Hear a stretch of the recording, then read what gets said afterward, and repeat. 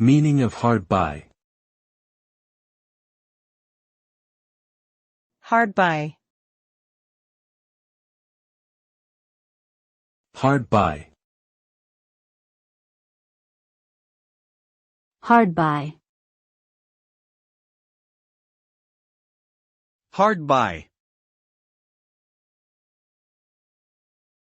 The phrase hard by means close to or nearby. It is often used in literary works to describe the proximity of one object or location to another. For example, the cottage was hard by the lake, nestled in a grove of trees.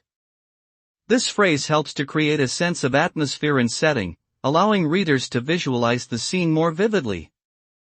In just two simple words, hard by provides a concise description that helps to transport readers to a specific place and time in the story.